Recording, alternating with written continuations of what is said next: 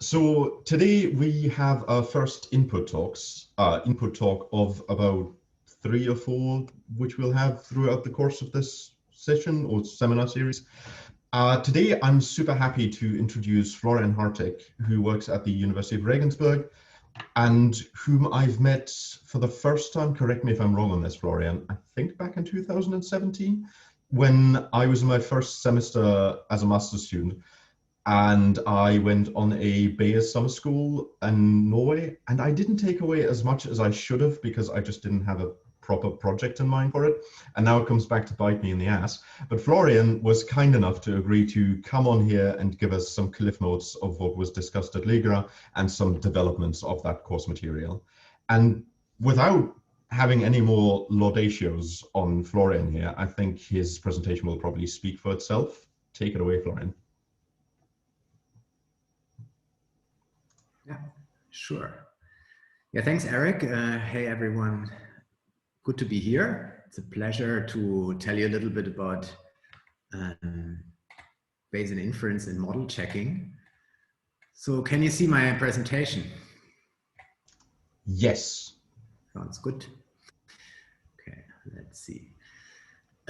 So as Eric said, I've been working on Bayesian inference for quite a while. We've been doing this Bayesian summer school, first in Germany, and then since 5 or 6 years in Norway every year. So I've been also doing a lot of Bayesian teaching, and today I think the plan, is at least how I understood it, is to talk a little bit about one particular aspect of this, which is Bayesian model criticism or Bayesian model checking. So I copied this here from the recent paper by Andrew Gellman, which I thought was quite nice and maybe something to discuss also for you in the course after you've gone through the basics. So this is the attempt of Gellman and colleagues to sketch the entire Bayesian workflow. So what do you do typically in a Bayesian analysis? And you start here up with your initial model. Hope you can see my cursor. And then you go, there is this aspect here of, first of all, the prior predictive checks. And then you fit the model. There's a bunch of technical stuff which we will not go in today, and I think which you haven't covered yet. So how do you make sure that the actual numerics are correct? And then there's a second step, the posterior predictive checks. And the purpose of both of these checks, so the prior and the posterior predictive check, is basically to evaluate of the assumption you have made. So model and prior are reasonable, or I'm not sure if we should say correct, because we know the model is never correct, but if they're reasonable. And so keep in mind that the Bayesian formula translates the data, or takes the data and translates this into a new posterior, but it does this conditional on the model structure and the prior. So the posterior that you get is not only the data, but of course it depends on the model structure and the prior. And we would just like to know if this assumption we have made are correct. Yeah, so the prior predictive check, the main purpose is to check if the prior is reasonable, and the posterior predictive check, the idea is to check if your model structure is correct, broadly speaking. And one thing I wanted to say in advance, and we can discuss about this later after I introduce the stuff. So this is not done very often, and there is kind of within the Bayesian community, I would say there's a bunch of people that are called here Bayesian purists. And they would say, well, you don't have to check this kind of stuff because the prior is your current knowledge. So how can you prior be wrong? And they also say, like, well, rejecting your model is a frequentist technique. Bayesian shouldn't reject stuff. We should speak about probabilities. And when we want to speak about probabilities of models, we should define all possible models and then calculate posterior weights. So you shouldn't do this stuff. You shouldn't check assumptions.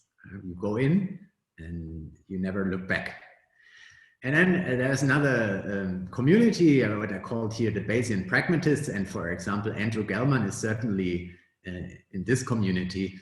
And I say like, well, but people often make mistakes when specifying priors. And should we just keep using a wrong linear model just because we didn't think about a quadratic effect when we started? And just to consider all possible models is a terribly inefficient technique, and it's just not reasonable to do this practically. So we can discuss about this after I introduced how this checks works. I just wanted to make you aware that there is some little bit of uneasiness of some people whether Bayesians should actually check models. And I think it's also the reason why this hasn't been done as much, or it's not as much in the standard curriculum as it is for frequentist people, where you always fit the model and then you look at whether the residuals fit. And if not, you change the model. But I think the arguments, I personally also tend towards the Bayesian pragmatists and say, well, if you don't do this, you will often make big errors. So how does it work generally? So for both the prior and the posterior checks, what you do is you simulate parameter combinations from the prior or the posterior, and then you simulate along the model structure to create new synthetic data. And then you use this synthetic data to explore the plausibility of your prior or posterior model assumptions. There is a small note here. So in the posterior predictive checks, so when we, especially in the posterior predictive checks, we may choose to condition on a part of the fitted model. So for example, if you have random effects, you can condition on them during the simulation. So you don't simulate the entire model structure, you keep part of it fixed. We'll get to that. But the general idea is we just create new synthetic data, and then we can use this synthetic data to explore whether the stuff seems reasonable. So let's start with the prior predictive checks. So when we interpret the prior predictive checks, we have to keep in mind that simulations are generated by a combination of prior plus the model. So in principle, if you see some really weird predictions coming up from the prior predictive simulations, this could be the model or the prior. Typically, people attribute a big problem there to the prior, but yeah, I just invented here a few scenarios. So imagine you make this prior predictive check, you have sharp information, sharp informative priors for all parameters, and you look at the model predictions and they are implausible.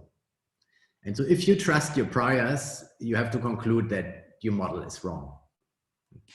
If we have a really like physical model or like a situation where we have a physical process and we really have good measurements and we have an interpretation of the parameters, then this might be the case.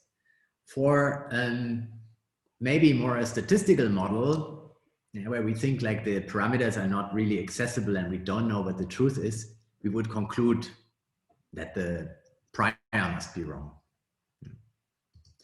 As a scenario B, we have specified vague, uninformative priors, but we see then that the predictions are sharply peaked at maybe implausible values, but maybe it's plausible, but nevertheless, they sharply peaked.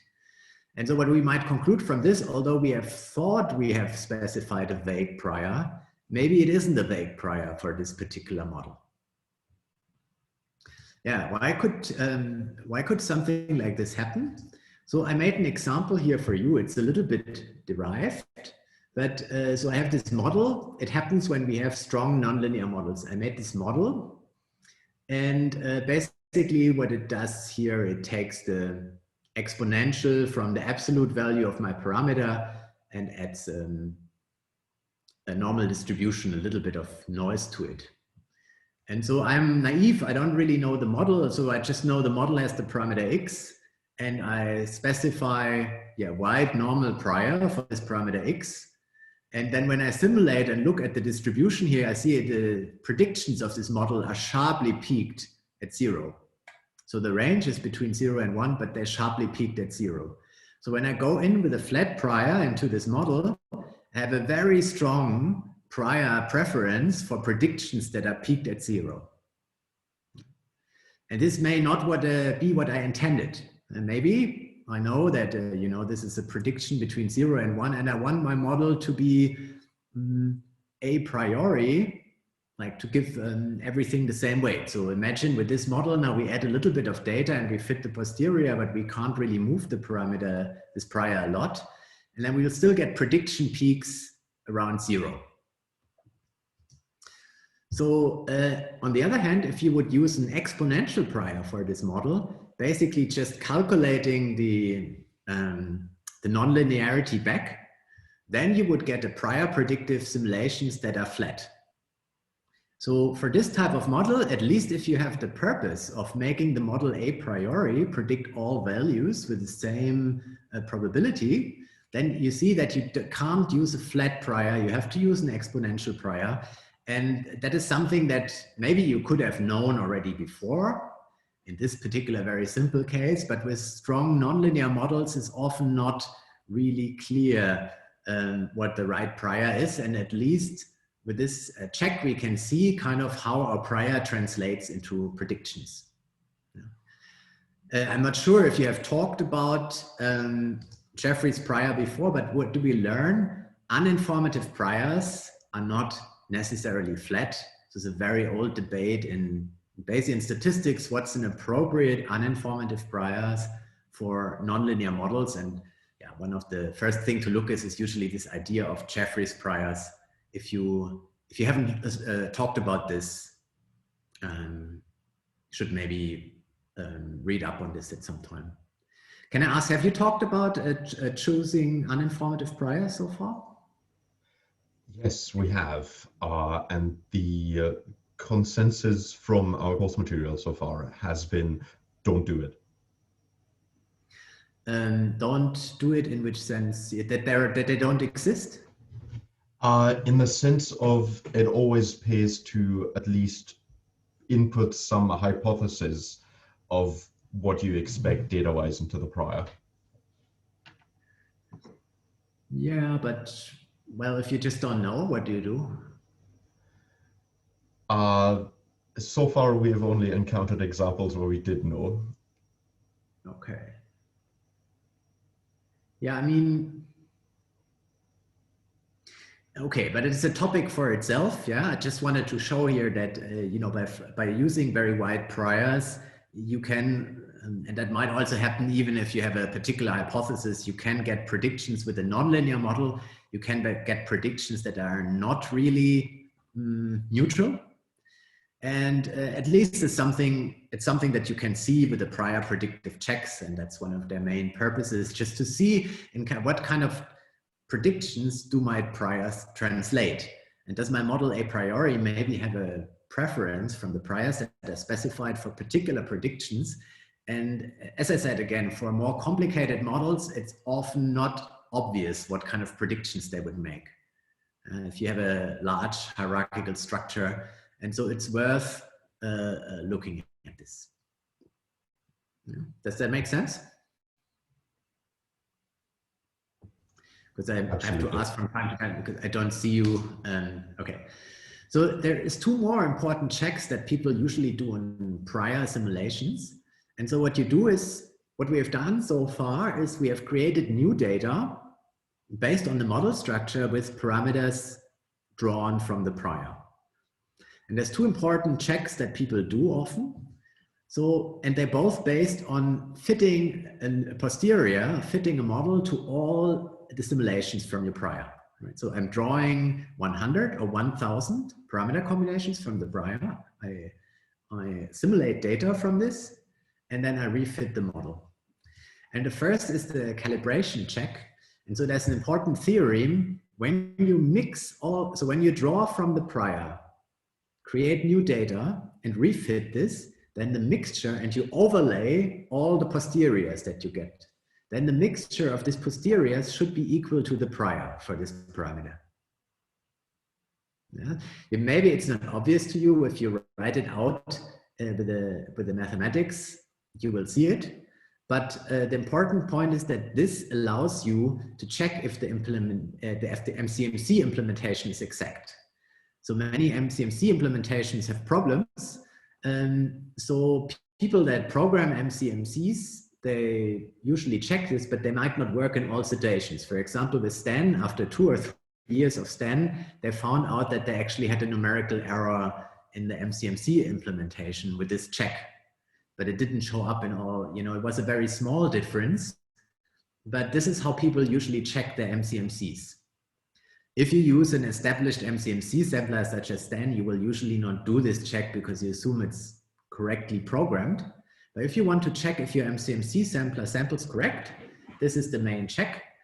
And so basically you have to do this in the Bayesian tools package, which I maintain. There is there's several ways to see whether these are the two distributions are the same. And so I implemented the currently recommended way to do the check here. So if you want to have more details, there's an implementation and also references to the papers that prove all this in the function.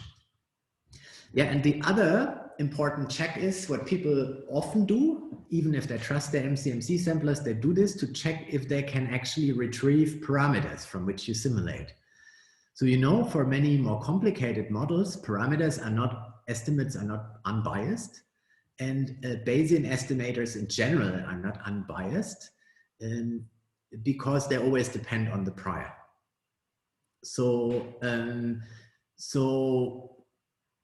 what you maybe want to know is, like, if I would have a random true value, will my inference procedure be able to recover this true value with reasonable accuracy? And so this you can do with the same procedure. You simulate from the prior, because this is the true values that you would maybe expect to be there. You can, of course, simulate also from another distribution, but you refit and you have a look at whether the stuff is correct. Just as a practical example, this is a paper we published in one or 2 years ago, I think, led by Odile Mallier. And so here we implemented a new Bayesian procedure for fitting diversification models. And just if you want to have an example of this, I thought, for example, in the appendix, you can see the calibration tests. This was actually something that the reviewers then asked us to do, because it's a little bit more complicated thing. So we implemented the MCMC sampler ourselves, and the reviewers doubted whether they just said they want to see that it's correctly implemented. And then you do the calibration tests. And then, of course, you want to know whether you can actually estimate this model. And so you just look at the true parameter values and whether you can recover them. So what is the typical posterior that you infer, and will you infer the right values if you simulate data? Yeah, so this is the stuff people usually do with the prior. Yeah, maybe to ask if that makes sense for you. All good over here. Guys, if anyone doesn't follow, just say it right away. Yeah, same point from me. Now we come to the posterior predictive checks, and this is basically if the model fits correct. And I have to say the posterior predictive checks are probably the more important case for people. So the prior predictive checks are maybe a little bit more nerdy. And this posterior checks, this is basically the same thing we do every time we run a regression. We check the residuals, and this is the equivalent of this. So the goal is to see if the fitted model is compatible with the data. And so what the Bayesians are doing to do this is, you simulate data from the fitted model, from the posterior, and you check whether it's similar to the observed data. And if it's similar, you say, yeah, my model is acceptable. And when your fitted model produces data that just looks very different from your data that you used for fitting the model, you say, well, there's some aspect of the data that apparently the model is not able to reproduce, so there must be some error. What I just wanted to say here is that the frequentists are actually, for more complicated models, they're using the same technique. So in frequentists, use the same technique. You simulate data, only not from the posterior parameter values, but from the maximum likelihood estimate. And this is called, in frequentist statistics, the parametric bootstrap. That's implemented in the Dharma R package, which I maintain. So it's basically the same thing. Frequentists and Bayesians do the same thing. And then basically you have a bunch of simulated data and you want to know if the observed data is different to the simulated data. And so there's a bunch of tests you can do. I call this like omnibus goodness of fit tests, where your goal is just to find out whether the simulated and the observed data are similar. There's tests for specific problems. So for example, you could see, do I have more zeros in my observed data than in the simulated data? And if I see more zeros in my observed data, then I see, well, it's zero inflated, for example. And we can also use the simulations to calculate residuals for the model, and basically the so-called quantile residuals. So the quantile residuals, so why don't we just calculate normal residuals? So I've plotted here residuals for a Poisson regression. One model is a correctly specified model, and the other model is a model that has a structural error. It's a wrong model. Which one do you think is the right? Which one is the wrong one? So, and I have plotted here standard residuals, so deviance residuals, Pearson residuals, and raw residuals. Raw is just difference between observed and predicted. The point here is just that I want to make, so if you want to know, it's model 1 was the wrong model, but it's kind of hard to see, because when we go to more complicated models than a linear regression, so GLMM distributions and even more complicated hierarchical models, the distributions as is expected for each data point is typically asymmetric, changes the shape with the mean. And these kind of asymmetries are not transformed away by simply dividing through the expected standard deviation, like you do in Pearson residuals. And these problems, they get worse when most people use Bayesian analysis to fit more complicated hierarchical models, where you maybe have an observation process and an ecological process underlying. And so basically you don't know what these effective distributions, or you don't know analytically how residuals should be distributed. And as a consequence, until recently, people rarely checked models that were more complicated. Already GLMs were rarely checked. And when we go to the more complicated models, zero inflation and so on, people rarely used residual checks. And in my experience, very many wrong models were fit, because what I see now is that people check these models more often. You nearly always find problems, missing predictors and all this. And you only do this if you do residual checks. Yeah, so the solution for this is you basically simulate new data, and then the Dharma package simplifies this process for Bayesian and frequentists to calculate residuals from this new data, and also to calculate all these tests. So as an example, this is a frequentist workflow in Dharma. So we fit here a GLMM, a Poisson GLMM. This is for the old data set, which is available in the GLMM TMB package, and which is also used in all the Zur books. I think a lot of people have used this data set, but basically we have these small old nestlings, and they sit in the nest and they cry for food. And we want to know whether it depends on the sex of their parent and how hungry they are. And so you fit this model, and then you take the model and you simulate new data. This is done by this function simulate residuals from the Dharma package, and then you plot it, and you get a plot like this. And this plot now looks the same for all models, and we will come to how you interpret this. Okay, so how does this idea with the simulations work? So assume we have the fitted model and we simulate new data. It's now, again, it's the same for Bayesians and frequentists, just that the Bayesians simulate from the posterior.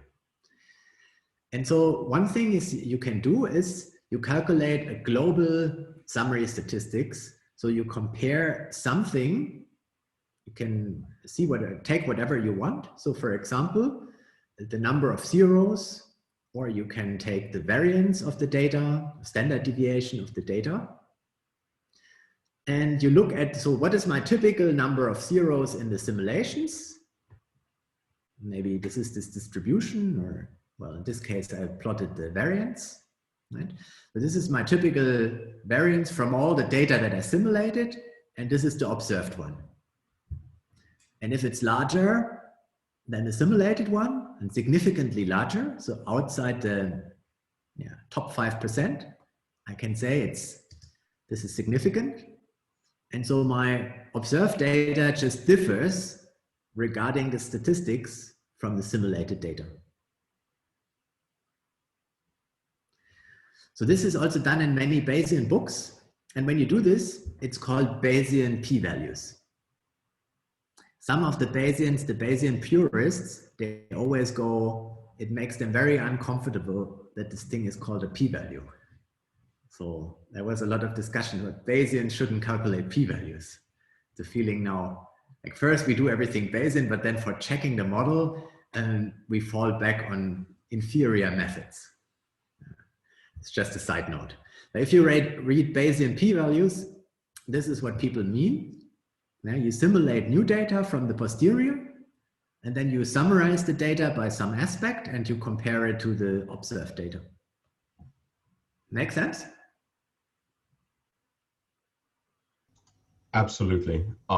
The course book that we're working with is definitely on the purist side of things. And it's very interesting to see your take on this. Okay, did they say you shouldn't do this, or did they comment on this stuff? So we didn't get to this point yet, but they had a very big stint about why p-values suck and we should totally abandon p-values altogether. Right. Yeah. But maybe they're not for this purpose. Of course, you could also make some other. You could maybe try to get here a test or just compare this visually. I mean, obviously, visually you see. Let's not calculate a p-value, but you see that, if you simulate data from your model, it's just your observed data looks different. Right? So as a Bayesian, you could also just say, I see it, that it doesn't fit. That might also be fine. Right? And actually, with these p-values, of course, I mean, some practical experience that I have with the Dharma package is the probability that a p-value will, or that this will become significant, of course, depends completely on the data, the amount of data that you have. And so what people often miss is you should also look at, so the more data you have, the smaller this distribution will become, and the easier this becomes significant. But what you should also, of course, look at is how far is this away? How strong is the over-dispersion? And as soon as you provide p-values, my experience as a developer is people just completely hung up on the p-values. They don't even look at the plots anymore to see whether this is, apart from the fact that it's significant, whether it's actually large, the over-dispersion. And so as soon as there's a p-value, people interpret the p-value as an effect size, which it isn't. It depends a lot on the data size. And this is definitely a problem of the p-value, but it's a problem of teaching, I think. And to see whether this is really outside the simulation envelope, of course, a p-value is very sensible, in my opinion. You have to interpret it correctly. Okay, but this is the one thing that Bayesians usually do. And the second thing is what I do, which is maybe a little bit less common. So most of the textbooks, like the Kerry book and the McCarthy book, they basically do this to check the models. So you take a global check. Second thing, which also some people do, but so I always do it, and I think it's very useful, even more useful, but it's not so common in the textbooks yet, is that we use the simulations to calculate quantile residuals. And so the goal of these quantile residuals, you want to measure how far each data point deviates from the expected distribution. And so I show it directly in a graph. So we take now one data point and we simulate what we expect in terms of observed value for this. And the simulation now, this is the posterior simulation. This is the red stuff. And then we measure, and let's say this is our observed value here. And then we just calculate the quantile where this observed value is. So this would be roughly 0.9 quantile. Does that make sense? And so the important point is, if you assume that the data really comes from this distribution, so that you have the true data generating process, then and you draw, so I would draw another value and another value and another value, and this is the true data generating distribution. Then the values that I draw, if I look at the quantiles, they should be flat. This is just the properties of a standard properties of a cumulative distribution. That sometimes makes people a little bit nervous, but maybe you can think it of this like, so what's your probability? So how many percent, if this is the true distribution and you draw points from it, how many of them will fall above the 0.9 quantile? You would expect 10% to fall above the 0.9 quantile. And 10% in this quantile. And so you see the distribution on this side will become flat.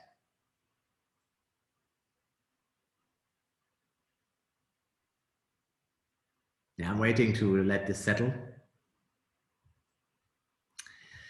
So, well, otherwise you can just accept that when you define residuals in this way, the expected distribution, if your model is specified correctly, so if you simulate data from the same process that created the data that you have observed, then this distribution will always be uniform, the residual distribution.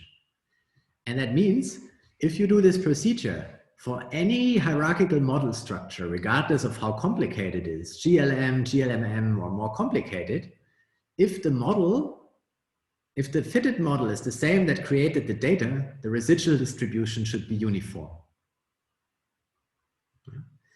And now we can understand the teaser. So what the Dharma package does is it calculates this quantile residuals, and then it checks the residual distribution for uniformity. So this is the left plot. Actually, in the new Dharma version, which we'll see in a second, it's a little bit more, it's a better plot, a little bit more complicated. And then it checks the residuals against the predicted values. And also here, you would expect no pattern. And you would expect that in Y direction, the residuals are homogeneously distributed. So this is basically the analogy for an LM residual check now. The only thing is it works for any model structure, any distribution, any hierarchical structure. Yeah, and so Dharma implements this for a wide range of models. And so if you go here, this is an example for frequentist model check. So this is a standard GLM. And here you see the distribution, the residuals are too wide. So it's over dispersed. So maybe you add here a random effect with LME4 and it's still over dispersed. You move to negative binomial with a GLMM TMB package, and now the dispersion is a lot better, but you still see a slight pattern here, and you can do some more detailed checks, and you see, for example, in this case, this is a dispersion check, and you see that the model in this case now is under dispersed, so it scatters less than you would expect. That's something you typically see when you actually have zero inflation, so I added a zero inflation here, and again, you can check this. And the point now of this checks is you can always use the same plot, and basically through the simulation, it just compares the observed with the simulated data. So it's just to any model structure you want to use. Yeah, and for Bayesians, it's basically the same process. So if you would do Bayesian model checks, you would do the same process. You would start with your best guess for the model. You would check the residuals, and then you can adjust the model structure if you see a problem. The only thing is you have to create the simulations by hand. And that now it depends a lot on which Bayesian software you're using. I will throw you a little bit in the cold water when we test code in a second. We'll use JAX, but it looks, JAX is very similar to the stuff that you use so far with this model specification of the Rethinking book. And so in JAX, you define here your priors for all your parameters. You define the likelihood here.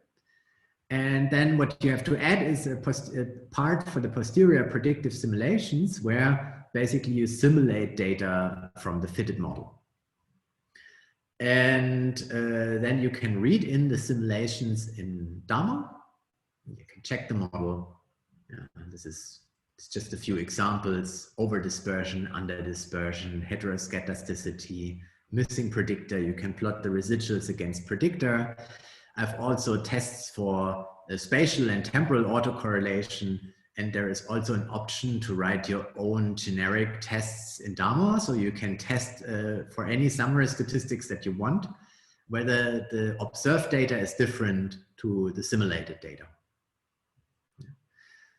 So more examples in the vignette, and I should also add that I have this on the next slide, that I have an unfinished in the development version. I'm just trying to have an unfinished vignette, especially for Bayesians, because I got a lot of questions from Bayesians about their interpretation. And so about just one comment about this. So there is one special consideration if you do this procedure as a Bayesian compared to a maximum likelihood person. So for a maximum likelihood person, you simulate from the maximum likelihood estimate, and you would think that, well, you know, if the optimizer converges, this is more or less, I mean, this will be close to the true value, hopefully. For the Bayesians, it's a little bit different, because in Bayesian, you can run a Bayesian analysis with one data point. And then you will essentially get back the prior. You can have very weak data. Or you can have strong priors. And so if you operate in a situation where the prior is still dominant and the uncertainty is wide, then these residuals are not exactly uniform. Yeah? And then the tests may have inflated type 1 error. In practice, however, so people worry about this a lot. In practice, however, I have found this rarely to be a problem. So the situations where people wrongly thought that their model has an error is a lot less common than situations where people did not notice an error before they made a residual check, and then they actually noticed errors. So I think it's absolutely, so people are a little bit worried about this on theoretical grounds. But in practice, I really haven't found this to be a big problem. It might be a problem if you work with very wobbly, you know, low data situations, or when you have strong priors, of course. So if you have a prior that doesn't fit to your data, then the posterior will be pushed towards this prior, and then the posterior simulations will just not fit to the data. So this is something that can happen. So if you have informative priors, it's probably, this is not something you can do. Then maybe it makes sense to refit the model first with uninformative priors to see if the model can in principle fit the data, and then maybe refit it again with informative priors if you want to make the informative analysis. Yeah, this was my overview. I will stop the share here and maybe ask questions first, and otherwise I would go and share some code with you so that we have a look at it, because I often think it becomes more obvious once we look at it. But maybe first of all, any questions?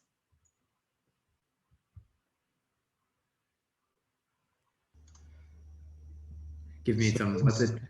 It doesn't seem like it, but I just wanted to quickly point out that I really liked the clear presentation of the different viewpoints. That really helped to bridge that gap between frequentism and Bayesian viewpoints really.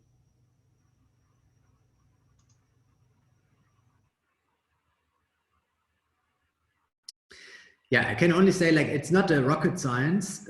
Still, I mean, if you go to a conference and you see Bayesian models, the majority is not checked. Yeah. And maybe the majority of frequentist models is also not properly checked.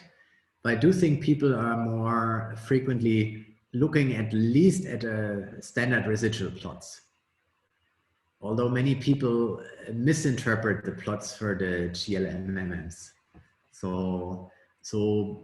But I think, like, in my experience, for a practical analysis, although the Bayesians find it messy, I mean, the people that work in theory departments, they find the mathematics messy. I mean, they don't want to, you know, it's like it becomes, and of course you have the problem. I mean, if you will now start, and I see this people also doing, like, say you have 10 predictors and then you build all kinds of models and you do residual checks, and you pick the model which fits best. You get problems with that. The Bayesian analysis is not exact anymore because you have to hidden multiple testing. And so people are quite worried about this. And I think from the theory side, people would be most happy to say, like, you never checked, you know, you do one analysis, then you do the analysis conditional on that, and that's how it is. But I think it's just not a practical approach for what people are, like, doing in the field when they do data analysis. You have to see whether you're missing a quadratic effect, and you cannot go with a maximally complex model in there all the time. Yeah, so then I just send around a link to an R file, but you can also just follow me. So I will share my screen, so whatever you prefer. I will not type out everything now. I will just go through the code, but yeah, you can see the code, but maybe I will make changes. But when I save, so it's on the Dropbox, so you will get my updated code. So maybe you have to reload your Dropbox, the Dropbox link. Otherwise, just follow me. Okay, maybe we should clean up here a bit. Can you see this? We had problems today with the Zoom already, but absolutely great. Size of the code is also outstanding on my end. If anyone else has problems seeing the code resolved properly, please speak up.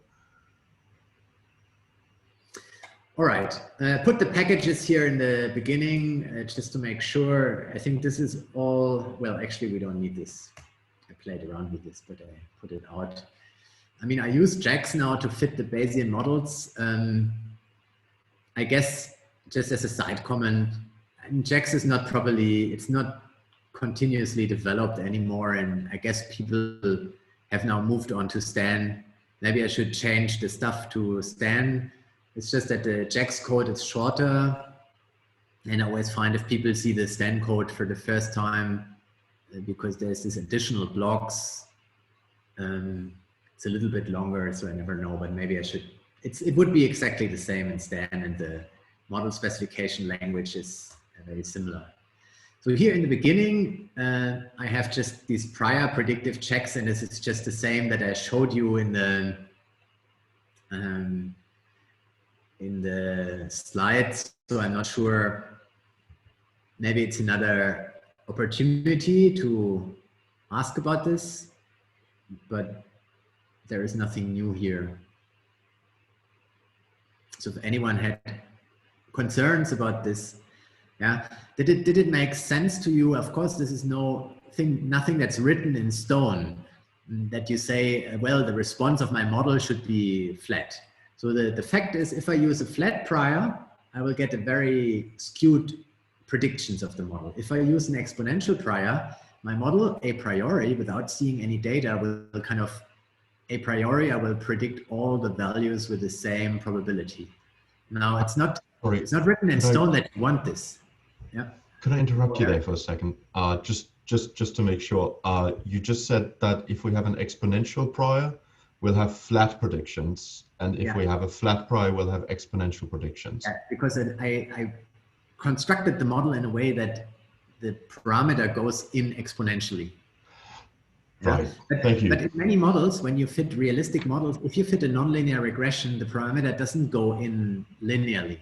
So if you have a model, I mean, this is one of the basic results of Jeffrey's prior. If you have what we call location parameters instead, where the output of the model is related linearly to the parameter, like an intercept, then you want to use a flat prior, because that makes sense. But if you now build let's say we build a population model here and they have a parameter that is the carrying capacity, or I fit a rigor model where I have this exponential in there and there's the rigor parameter, then this doesn't go in. When you change the parameter, the response of the model is not linear to the change of the parameter. And then you may want to think whether a flat prior is appropriate. Right. Thank you very much. That made it very clear. And so this is what you see with the prior predictive check, right? I mean, you thought here you have have an uninformative prior. Say you have a rigor model, and you put a flat prior on your parameter, and you do prior predictive check, and you just check whether the predictions that the model made are neutral. I would call it neutral, right? There's nothing that says that it should have flat predictions, but I would say, let's say this would be mortality probability that we predict here. And I would say that a priori, there is very strong, and this is our corona analysis, and I go in with this prior, and I see that the prior that I specified has a very strong preference for a value of 0 of the mortality probability. It's kind of weird. It doesn't feel neutral. It doesn't feel like a really uninformative prior. It seems to push a particular prediction.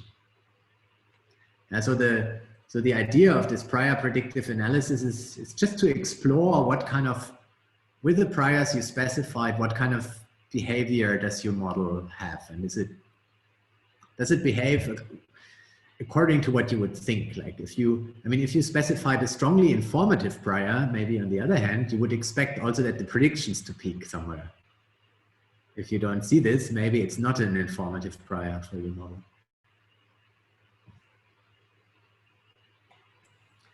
May I ask a question also regarding this? Yeah. While you've been explaining, I've been playing around with the standard deviation in line 14. So Or here, this one? No, the one below in line number 14. I think the upper one is just the random noise you add to the model, or? Yeah, exactly. So if I play around with this, I get non-zero inflated histograms, but they are not flat. They're just like... What value did you set it to? For example, 1.5. Yeah, okay. Yeah, it's because it's going inverse. So if we look at this, I mean, the high values here in the model, because this is minus parameter value, the high values will go to the 0. So if you have here a small value and smaller values, then we will get less zeros.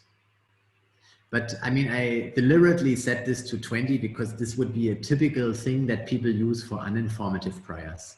So people would typically, I mean, a typical vague prior in a Bayesian analysis would be flat with standard deviation 10. And this is what people use in practice in regression models. For okay, but still the histogram of like 1.5 standard deviation is still biased or skew. Yes, yeah, it's skewed, but yeah, you will not get it exactly flat, I guess, never. I mean, you're mixing two distributions here, right? You have the normal distribution and those goes through the double exponential here. And then the result is the mix or is the convolution of the two distributions. And yeah, everything, of course, everything can happen. If I put now would be a very informative prior. It would be skewed to the other side. Yeah? And it's just, it can be that this is what you want, right? It's just I mean, there's no fixed rule that the output has to be flat. It's just that the prior predictive analysis is like, maybe you should try this out and then ask yourself whether this makes sense. But I would say, like, if I would be naively and I go in and I think this is an uninformative prior and I see that my model predictions are like, completely, they make this, they all centered, or all the mass is here, then I would think like, it's kind of weird. If I've add now a few data points, it's probably still a very high preference for 0. And I would ask myself, is it sensible that the model a priori, without seeing data, has so high preference for 0 when I want to specify a neutral situation? This is basically it. Yeah. So in general, we would rather change the shape of the distribution of the prior, so from normal to exponential, than tweak around with the standard deviation to get it flat. I mean, I would say if I have a small standard deviation here, I don't really have a vague prior, right? I mean, it could also be that this is a better prior. I mean, with the priors, it's really like, I mean, this is an extreme example, and it's difficult now to speak about this without like now transferring this to an actual. So I can say where we saw this a lot is, so I work a lot with more complicated process-based forest models. And there, if we go in with flat priors for all parameters, these models are often like if particular combinations of parameters just don't produce 0 photosynthesis. And when you go with flat priors for everything, you get a lot of prior space that is producing 0 photosynthesis. And then when you look at your prior predictive simulations, you get big peaks at 0 growth for the forest. And if you have only weak data, you still, the posterior still get a big peak. So you fit the model and you think like, wow, does it have such a big peak posterior for 0 growth? Although in my data, I see that it's growing, right? Why does the model prefer? And it's because these, what people thought were uninformative priors have actually, in combination, there is a lot of prior space that leads to 0 growth. And it's not a good uninformative prior because we know that the forest is growing there. So basically it would be good to exclude the prior areas where you have 0 growth so that that the data has a chance to push the model towards the right values. I see. Thanks. Yeah. I think you only see this now. This is kind of a very contrived example, but if you do this with a real process-based, so with population models and all this, you will see these things that are non-linear. Then you will see these things. When you do a simple linear regression, you won't see these problems. The only thing where it appears in a linear regression also is, of course, with the standard deviation. So to scale all the parameters for the variance, which you shouldn't set flat. If you would set them flat, you would see that you get a very wide spread for your data a priori, which is also not reasonable. Okay, so let's move to the posterior predictive checks. So here this function is from the Dharma package. Let me make this clear. And it creates, per default, it creates Poisson data, count data of size 200. You can look at that. Here, this is the data. So this is the observed counts against an environmental predictor. There's also a grouping variable. And so when you plot here with a grouping variable, you see that there's a random effect. So there's some groups, some plots, or whatever this grouping is, have higher values than others. Just keep this in mind for the analysis. Yeah, so we could, just to show you how the frequentist workflow would work, is, so we could fit a GLM here, observed response against environment, family Poisson, GLM. Maybe to show you what would happen if you do the standard residual plots, they look like this.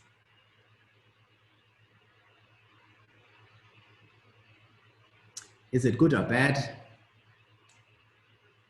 Who knows? Normal QQ looks bad, right? But the point is, it's one of, by the way, it's maybe one of the worst decisions of the R programmers. If you look at the class, why does this even work? if you look at the class of the fitted model here, you see it's GLM, but it has as a like parent class LM. And that's why the plots actually work. So these plots were never meant for GLMs. They are meant for LMs, but they work because they have this class hierarchy in here. So in R, if there is no plot for this class, it will go down to the next class, which is written here. Or if there's no S3 function for this, it goes to the next. So actually, I don't know why they did this in R, because in all the forums, it confuses, like half of the questions about residuals is always about this. But this plot doesn't make any sense because, for example, the QQ plot checks for whether residuals are normally distributed, right? It says here, normal QQ plot. But of course, we're fitting a Poisson model here, so they are not supposed to be normally distributed. Right? So, so these plots, you can just forget them. They don't work. So the plots that work are the Dharma plots. Maybe I write this again out just that you know it's from the Dharma package. So this is the Dharma plot. That looks very good, actually. Let me run this again. Just to, it's still significant, but I just wonder. This looks so good. Yeah, it looks, maybe I fit the wrong one, I'm not sure. All right. So what Dharma is doing, it's calculating these quantile residuals, and we know that these residuals are uniformly distributed. And so here, the left plot is checking whether it's actually uniformly distributed. So it's a QQ plot for a uniform distribution. It makes a KS test for uniformity and checks whether this residual distribution is actually uniform, which it isn't. It makes a test whether the dispersion is correct. So whether the spread in the data is the same as the simulated, so observed and simulated. And this outlier thing is, well, we count the number of times the data is outside the simulation envelope. So it's not like an outlier in a sense of a normal distribution with wider than 2 standard deviations. It's just, it's data points for which we don't know how far they're outside because they're outside the simulation envelope. And they also, these outliers are marked here. Yeah, and in this plot, you have the residuals against the model predictions. And if they are perfect, which we will see in a second, then you should have 25% of the residuals here, 25 here, 25 here, 25 here, right? Because it should be uniform in Y direction. And so what I do here is to fit quantile regressions. So I fit where the quantile line, where the true quantile line is from the regressions, and I would expect the quantiles, or sorry, the quartiles here at the dashed points, and the line here is the fit. And if it reds, it means it's significantly different from the expectation. So what I see here is basically that the residuals, especially for the large values, the observed data is wider outside, is wider than what I would expect in the model.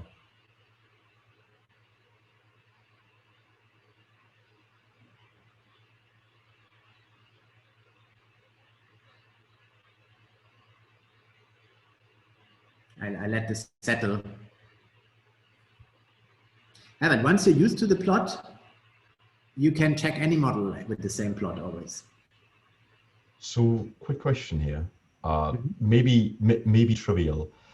With the QQ plot residual, or the QQ plot in general, we would of course want there to be adherence to the straight line that's already drawn in.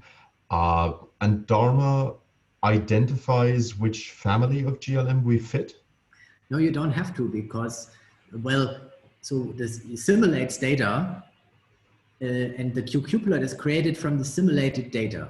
So regardless of which family I have, after the quantile transformation, it should be uniform because my reference is the simulated data. Right, right. So thank you. I don't need to know the family. I just need to have that I mean, of course, you have to simulate with the right family, but with the standard model classes, this is already implemented. They have simulate functions. And if you do your Bayesian analysis, of course, you have to simulate the data with the right family, but Dharma purely works on the simulations. So it works for any family. Also, when you have these mixture models like zero inflation or Tweedy. Yeah.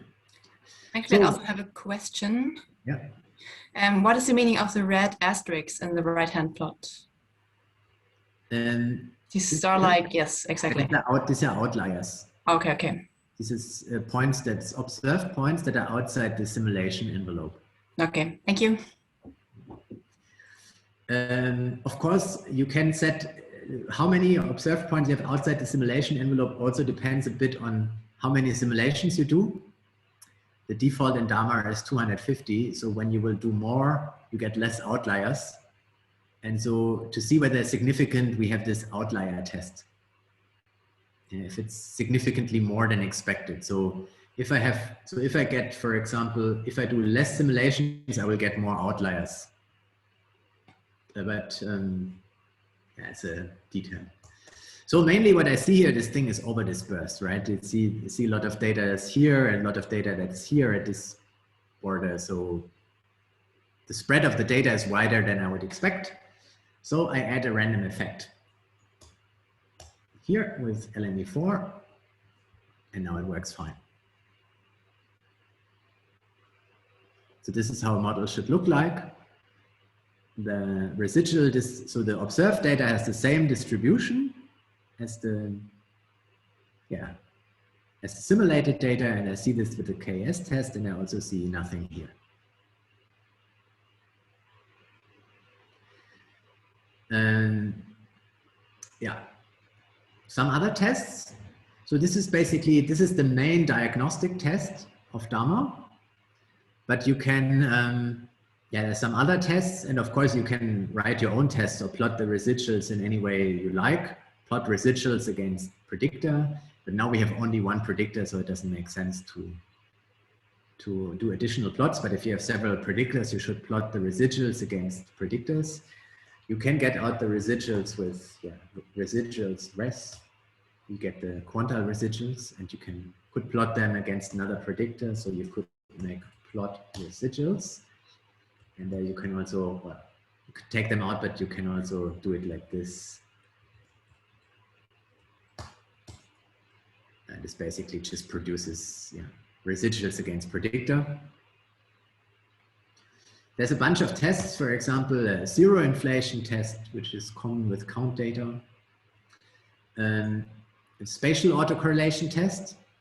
So there you see the residuals against space, if you have spatial coordinates, and it tests for, does the Moran eye test for spatial autocorrelation. Very useful with ecological data, but also dangerous because you nearly always find spatial autocorrelation and then you're in trouble. Often you wish you hadn't found it. It's a temporal autocorrelation test. And you can make this generic test, so you can compare your data, your observed data with your simulations by any function you want. So for example, here I just compare it by the mean.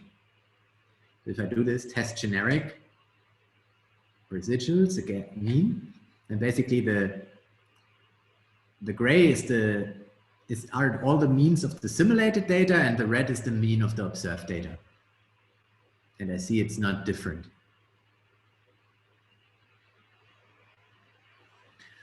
So all these tests basically tell me that this is going all right.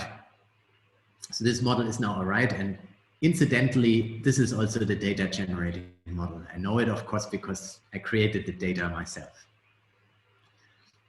Yeah, so if you want to, if you want to work through this in a real example, I recommend to you to take this data set GLMM TMB olds. So this data set has been analyzed by many people, and many of the textbooks as a zero inflated Poisson example. And that would be a perfect example to just go through the residual checks and try to understand them, or just try it in your own data. So basically, when you work Bayesian, it's exactly the same. So this is everything we've done so far. The only inconvenience is that you have to create the simulations before you can read them into Dharma. Dharma cannot interface directly with JAX models. I'm working on starting to support BRMS, so the regression package for Stan, but yeah, for most of the stuff you will have to do it by hand. So this is the JAX way. If you've never seen this, so for JAX, we have to prepare the data as a list. And I just added here, yeah, you also have to know how many data points you have and how many random effects. We'll need this for later. And then you specify your model. This is the same like you did it so far, I think. You specify here the priors for your parameters. And then you have to have a for loop here where you go for I and 1 to observations. Observed response is Poisson distribution from lambda. Lambda is link function from linear predictor. And linear predictor here is intercept plus an env. This is this effect that we want to estimate times the environmental ops, the x value basically here. And so it's not rocket science, but if you see it now for the first time, this is how you specify a Poisson GLM in JAX. And then what we add, and what's nice about JAX and also Stan, by the way, so in JAX and Stan, if there's anything you leave open, so for this observed response, we have data. But this thing, I haven't provided data. And if I haven't provided data, it will just sample the whole thing. It will just create, it will basically go the other way around. So I don't have data here, but it knows lambda from here. And so it will take the lambda that we currently fit and simulate new data. This is how it works. This is also how you could do your prior predictive simulations very conveniently. If you want to do the prior predictive simulations, you just remove the data from and then it does prior predictive simulations. The same code. You just take out the data and it does that. Yeah, but okay, I'll show you how it works. Here, this is the MCMC sampler. Ignore the warnings. I'm just providing all the data I have for later. Yeah, sampler is through. We could now go through MCMC sampling, but yeah, and you will do this, I think, next week, as I understand. So maybe you can next week check whether this worked properly.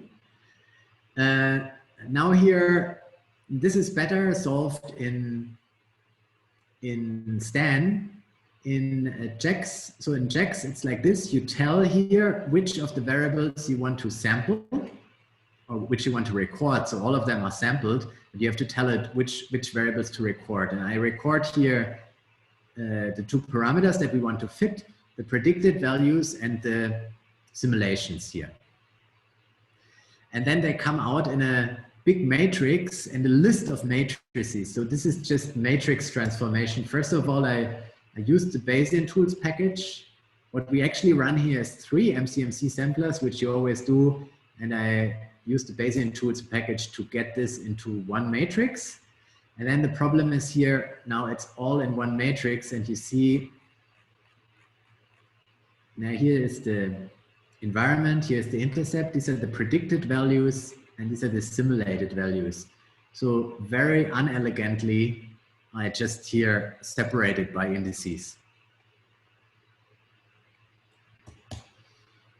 And then there is the function create Dharma, and it takes the simulated values, takes the observed values, and optionally, you can basically you can give it a model prediction, and I gave it here the posterior predictive, the median of the posterior predictive distribution. You can also leave this out.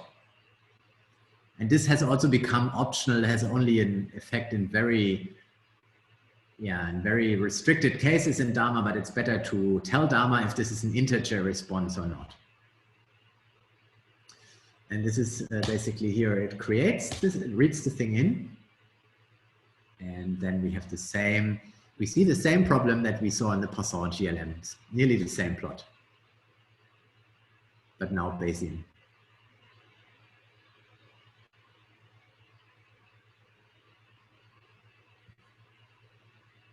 Yeah, so maybe I can fit this again so that you see it. This would be the, yeah, this was here the frequentist model. And this is the Bayesian model. And you see, while theoretically the Bayesian p-values and quantile residuals are theoretically a bit different, in practice, in this case, it really makes no difference.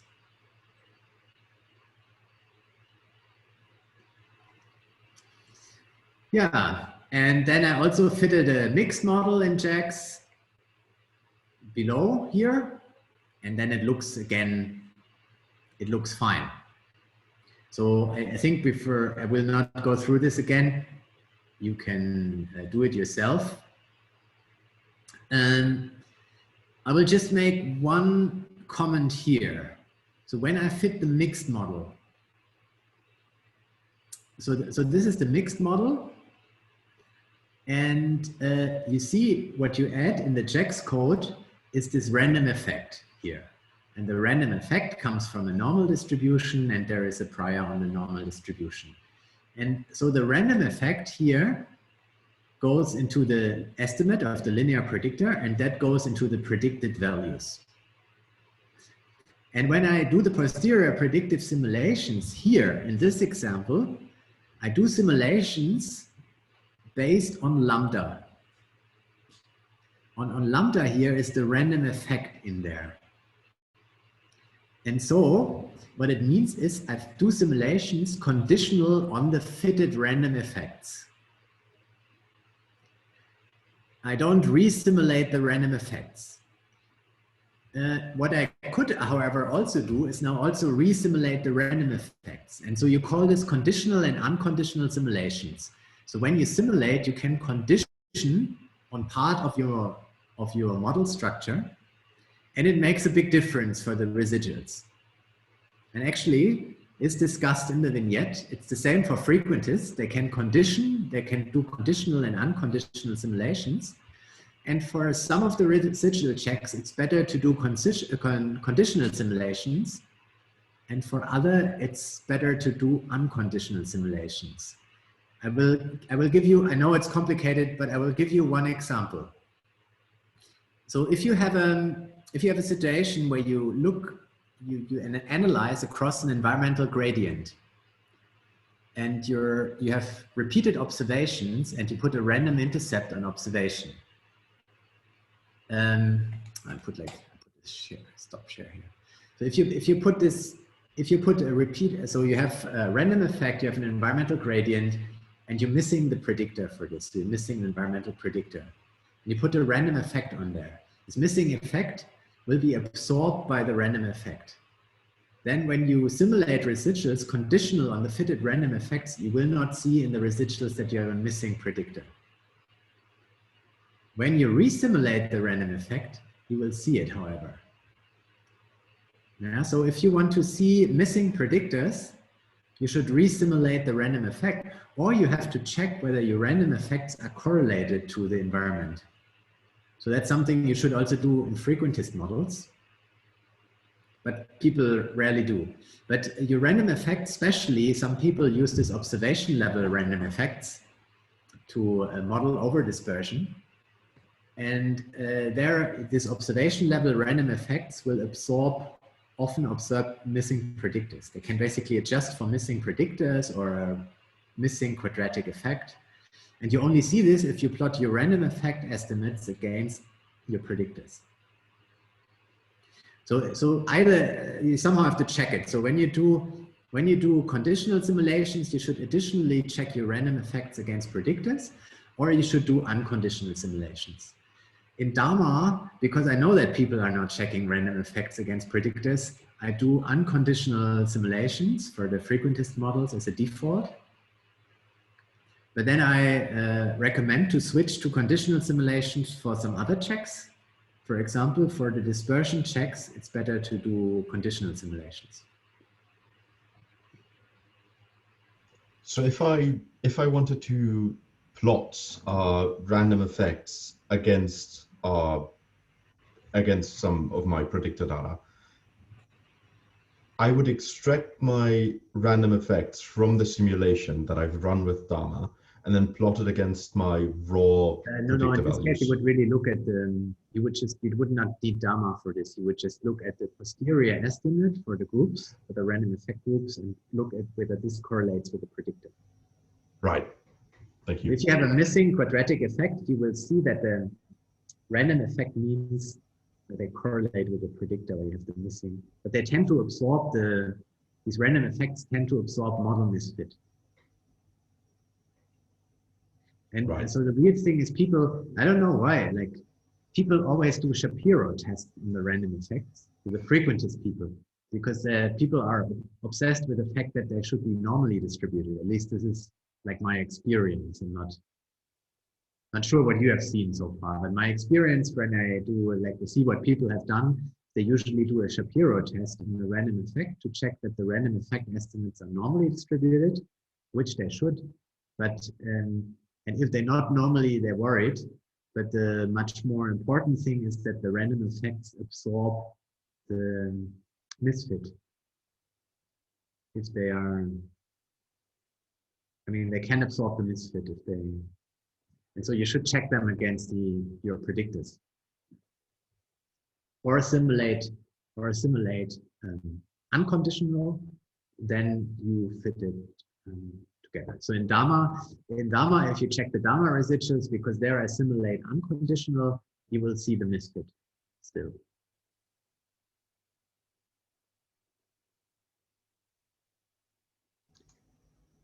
Yeah, that is a lot to digest. Not going to lie. I figured. I see your faces. Yeah. This is definitely going to be a bit of a weekend task to rewatch this recording, at least on my end. That being said, I really want to just quickly mention how blown away I am by Dharma right now. Yeah, thanks. I hope it. My experience is that it is really useful. I mean, it's just useful to check residuals in a linear model because you often find errors. And with the package, you can just do it for all the GLNMs as well. And it's indeed my experience that it helps people to find the right model and to specify the right distribution. And with this, maybe we come back to this question of should you check your models or not? And are these p-values evil that we calculate here? So I just wonder if you guys want to discuss about this still, or what do you think after being indoctrinated by Mike Alvarez? Okay. Well, I think we now had a counter missionary expedition led by you here, where I mean, I will. Yeah, sorry, you go. I feel as though within the setting of especially these tests on the QQ plot here, which is showing right now, the p-value condenses the information quite nicely for decision making. I can tell you one thing. I didn't have p-values in the beginning, especially for the left plot. In the beginning, I was only showing the quantile fits without the uncertainty and without the significance, which is here now calculated. Then the problem I had because I get a lot of feedback through my development page. So people ask about residuals. The problem I had is if you have very few data, these quantile lines, so let's say you fit with 10 data points, what many people are doing. As you can imagine, let's fit a thing with 10 data points.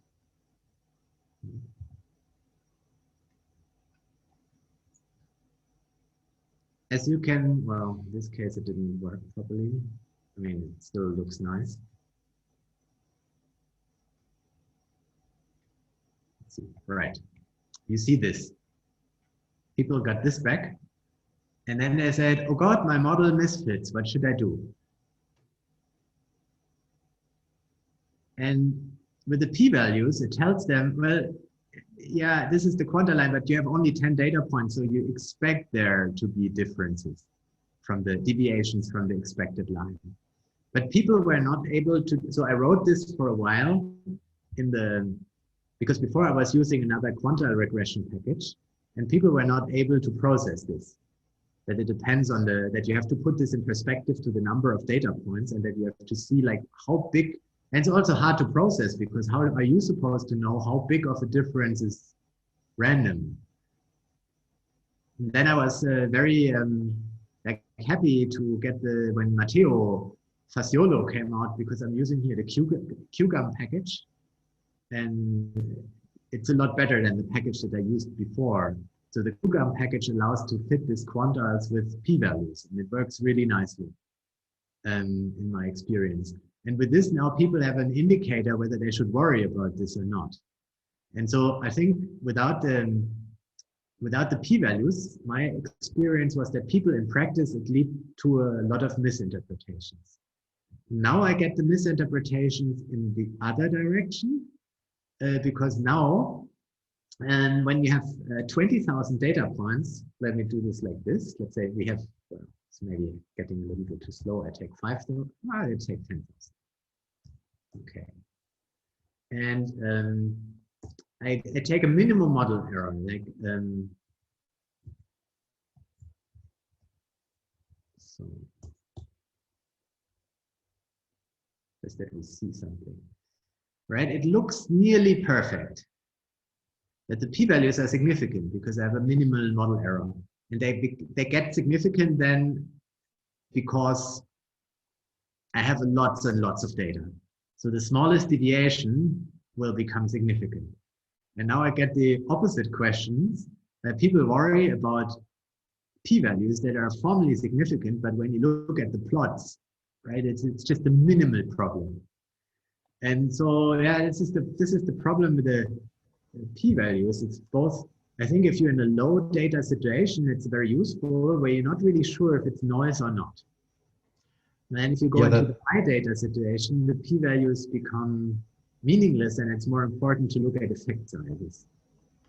Yeah, that takes us back to what you said earlier, that significant p-values can still be somewhat useless if the effect that goes with it is almost non-existent. Yeah. Yeah. Oh, lots to think about. Lots to think about.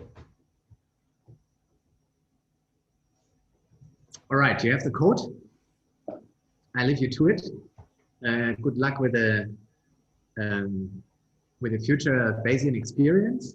What we do now always, and what I would recommend, I mean, if you want, in the courses is that we, from the start, when you start the MCMC sampling, we just do the residual checks after every model that we fit. It's not, once you get used to it, it's not a huge effort. You can always just copy the code over. And yeah, it helps you to explore possible errors. Fantastic. I'll put that out there. Our next session is actually going to start us off on MCMC sampling. So I assume that the book exercises will have us run some MCMC sampling, and then we can, in the exercises, do that as an extra bit. Good. Yeah. Cool. Well, thank you again so much. Like I said earlier, when it was just the two of us, I would like to present you with a bouquet of flowers, but this being Zoom, what would I do with it? I've got one of those party emojis, so I think it's going to be that one. But again, thank you so much for agreeing to do this and for the fantastic talk. I'll send you the link to the recording as soon as it's uploaded. No worries. Pleasure meeting you all. And I think I'll just leave, right? Thank you very much. See you next week, guys. Thanks.